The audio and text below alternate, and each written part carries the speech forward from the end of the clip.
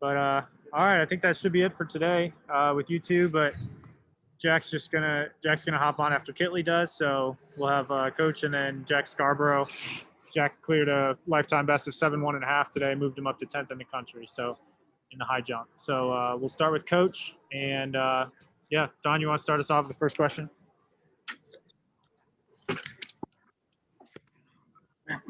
Hey guys. Hey Wes, how you doing? All right. So it looked like you had a couple of folks on the men's side that's pretty much solidified spots in the NCAAs, from what I can tell. Is that correct?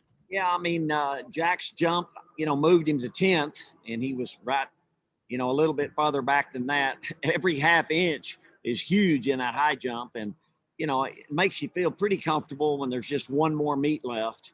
Everyone's conference meets, and the Pac-12 don't have conference meets. So now you've narrowed the country down even a little bit more. So, I feel good that it would take 6 people to bump him. So I'm very hopeful there. And then, of course, the DMR was just fantastic to do what they did by themselves. Very proud of that group. Tell us a little bit about each leg, how each guy ran on that relay. Yeah, Owen Likens, our freshman, started it off. And, before this ever started, my goal was to be, at the worst, 3 flat lead off, and then a 47 flat quarter, and then a 150 half, and then a 4-minute mile. Well, Owen gives us a 257. So we had 3 seconds there, which I thought he could do, but I was just figuring the worst. But when he did the 257, then it really just took the pressure off, and Chance could run relaxed and run a solid 47 flat, Chance Stevenson. And he just, looked great. And then Sven, then it gets harder because you're out there running, 4 laps by yourself instead of just 2.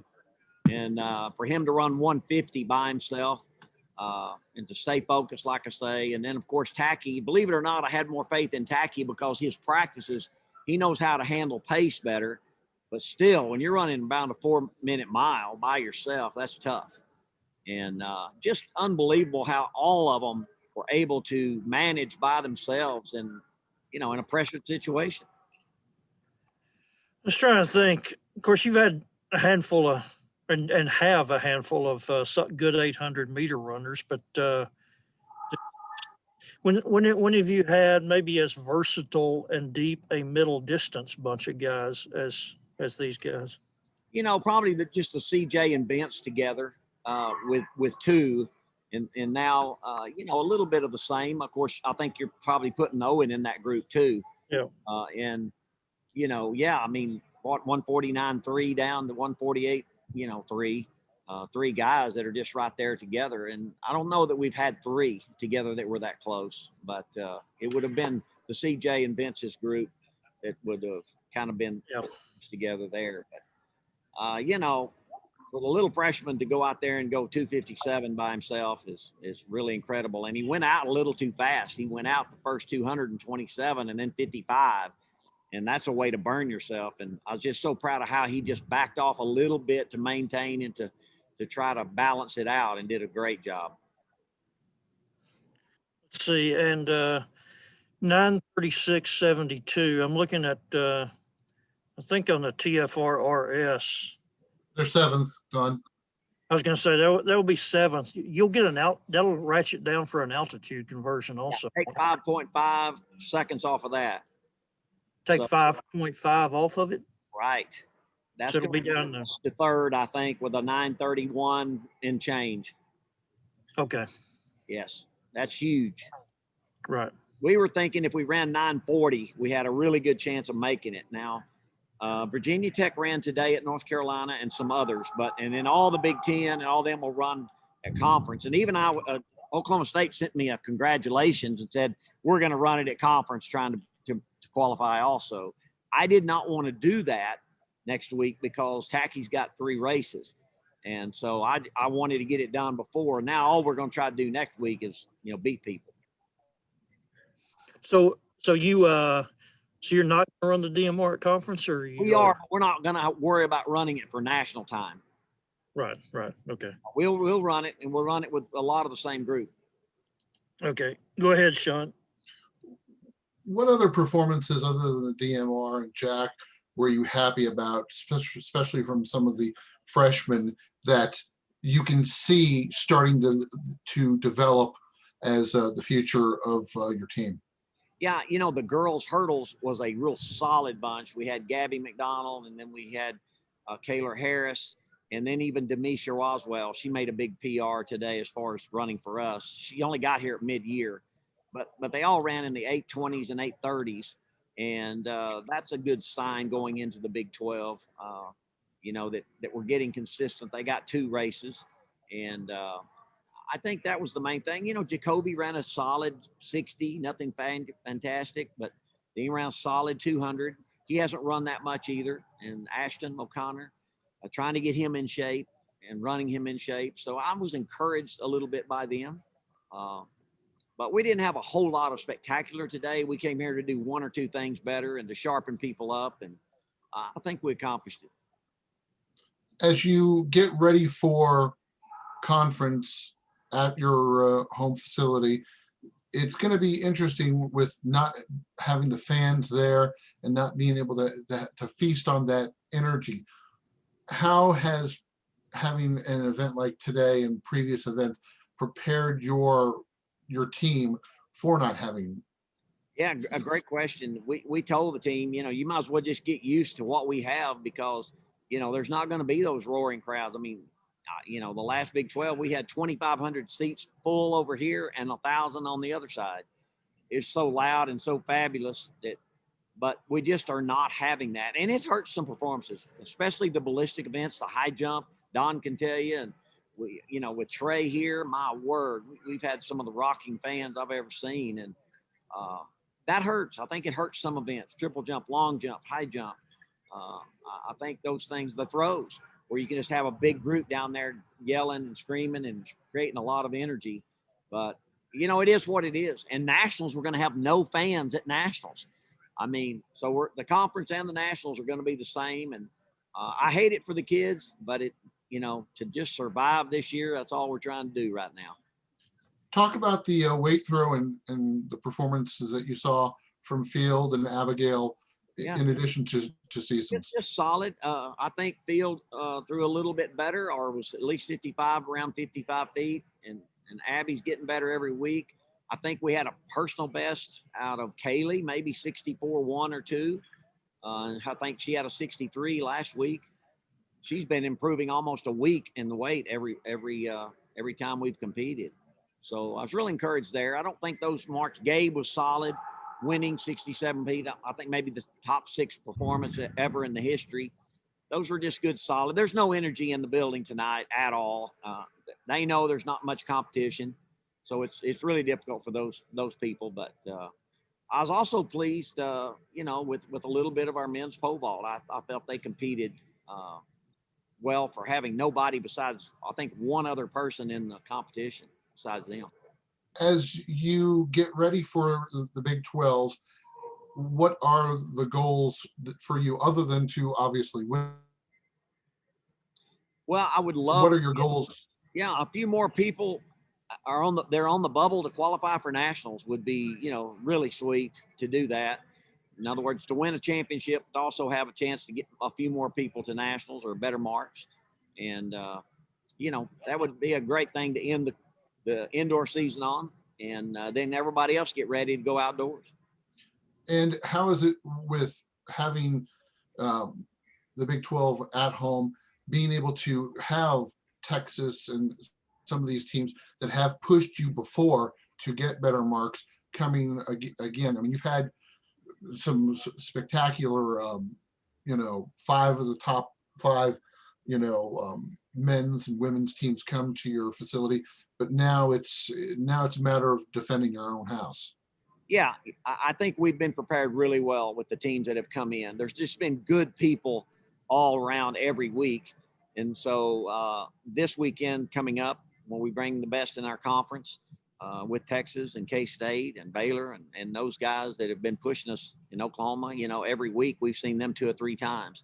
But I think the atmosphere will be different. It'll be fun. They know there's a lot on the line. And so I have no doubt you're going to see some extraordinary performances. Wes, what did y'all ever find on Courtney's hamstring? I assume he's got an MRI by now? Yeah, he has, but we haven't gotten everything read on it yet, believe it or not, with this bad weather. It's unbelievable. I wanted to say thank you. Thank you for everything, You Coach. bet, man. You're our hero.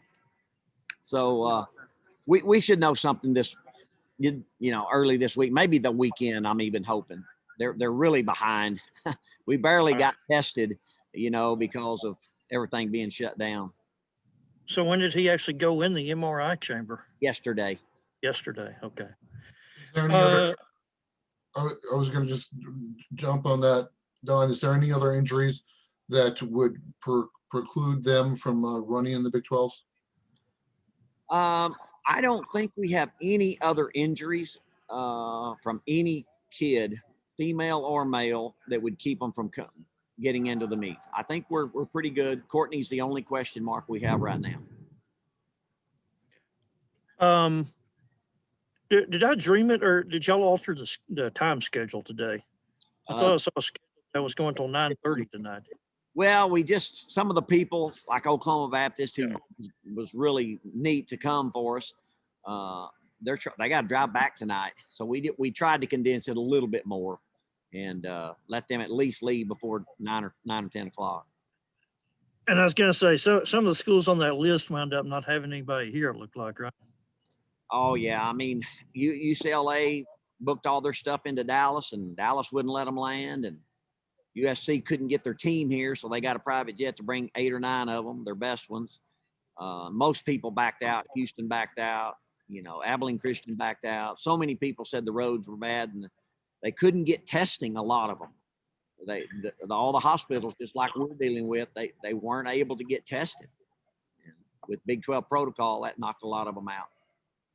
Let's see. Stanford had a few. They had 50 people. Yeah. And they didn't get to come. They booked their flights into Dallas too. Let's see, Oklahoma and Oklahoma State. Yeah. Oklahoma wound up bringing 3 or 4 kids. I think 3. Okay. Yeah. 8 and I know through in the shot put, and a boy throwing now, and that might have been it. Yep. But it was a good workout for a lot of kids. It was a glorified. You can't hardly produce that in practice, and so and then we got the DMR in. I mean, there's not a doubt. And so that was huge. It's really what we were running the whole meet for, really. And then if anything else happened good, that'd be great. And then we got a little better high jump. So feel pretty confident about him getting in the meet. So you feel that you're as prepared as you can possibly get for Big 12, and you're ready to put the focus on getting a couple more people qualified during the Big 12, and then heading to nationals. Yep, no doubt. We need to just get focused on the Big 12 championship coming up. Try to have a great meet, get everybody ready to go, and hopefully have some kids that are on the verge of stepping up. We're going to need that next week. We're going to have some kids that need to have better marks than they've had all year long. But the history of this meet tells you that that's going to happen. When you put that many good people together, it just has the cream rises, and it just makes a huge difference. So I'm looking forward to seeing what our kids are going to do next Friday and Saturday. Wes, you're getting like Oregon. You have a 40-question press conference after your smallest meet of the year. Hey, I'm just thankful y'all are staying with me. Yeah. What other track coach gets grilled for this long after a meet? Not many. I take it as a compliment. We appreciate you, Coach. Thank you so much. Hey, appreciate y'all. I got some track gurus and some track nuts like me, so I love it. All right, we'll get little freshmen on here for you. Thanks, Coach. Yeah, Jack's on his Jack's at his place, so he's just on here. Mm-hmm. All right. Jack, if you guys want to turn your camera on real quick and we'll get going with you. But yeah, all right, guys. Questions for Jack Scarborough whenever you're ready. Let Sean start. Go ahead. Jack, how did it feel to get 6'7.5" going and it just started, you started to get into a roll?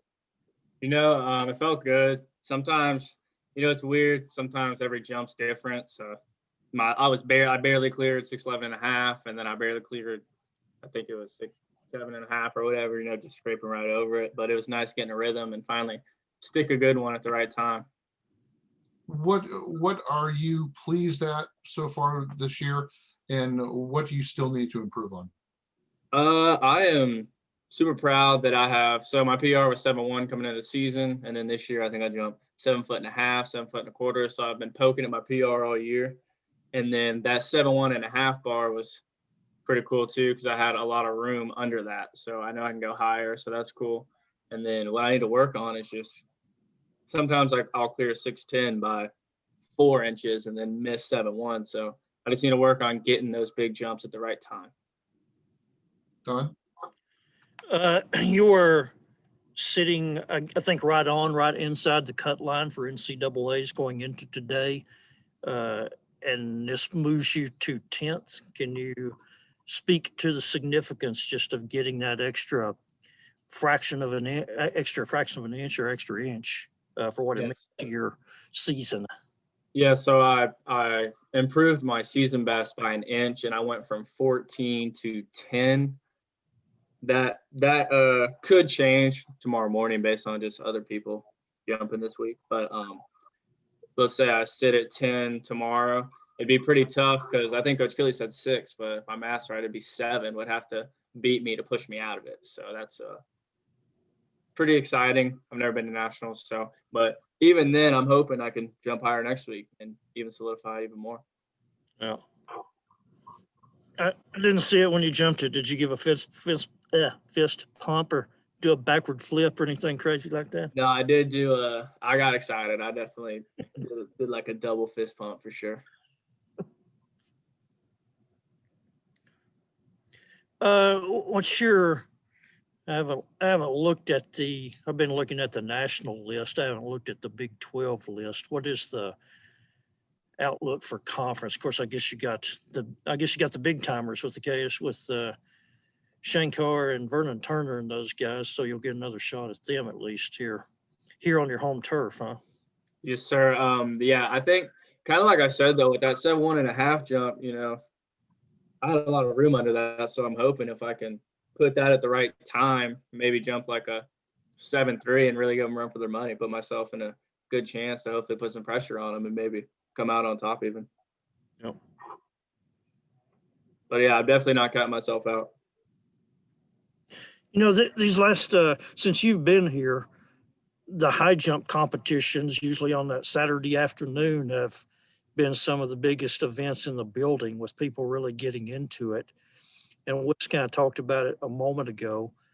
What's the challenge not having that much of an adrenaline rush that the crowd gives you that you don't have this year, and kind of having to bring your own energy, as football coaches say? I spoke on this, I think, last time too. For me, there's some pros and cons to both of them. So for me, like when I jumped, we had a bunch of teammates there, and Trey and Justin came, and I got a few tickets for my buddies. So I look around and everyone I see is there for me. So I start the clap and you actually get a good clap. Because if you have like running events and pole vault and triple jump and you start clapping, sometimes your clap can just get lost, like you don't hear it or just whatever. But now when everyone's focused on you, you can get that good clap. Everyone's watching you. So I would say this week I had the same, if not more, of an adrenaline rush than when those stands are full. Interesting. And what other people on the team have you been encouraging with, and helping push you? Okay, yeah. Well, Trey is always a great pusher. He always thinks that no matter what I do, he'll tell me I can do more. So that's always cool. And then actually, Sid, our female high jumper, She's, I think, at like 5'10" or something, and she's kind of on the bubble too. And we were there together. I think I was 13 and she was like, or I was 13 or 14 and she was like a little bit higher. So, I mean, for the past 3 weeks, we've been looking at each other. We've been in the same boat and we're just like, we can do this, you know? So it's cool that I got to do it. I'm hoping that she can throw one up there next week too. Has Trey made it back from Poland yet? Yes, he came to the meet. He walked in about 30 minutes before I started. So that was pretty cool. So just in time, huh? Yes, sir. Well, he knew exactly when he had to be there to show up and give you that little push. Yes, sir. How has this team come together in ways, since this has been such a difficult year, how has this team come together than in past? I would years that you've say, worked with? yeah, to get over some of the hardships, you know, we get a few tickets, and it's been awesome that sometimes, you know, we'll put them on our guest pass instead of like, so let's say I invite my roommate, you know, and they're watching me, but nobody else knows who my roommate is. So if we actually put our tickets towards our team, we look around and we got the whole squad there. I think everyone's really come together and they've been going to the meets too. So like today, like I said, when I look to my right and people who aren't even competing, there's a group of 8 people who aren't even competing, cheer me on. You know, that's just really encouraging and we all have each other's backs. So that's pretty cool.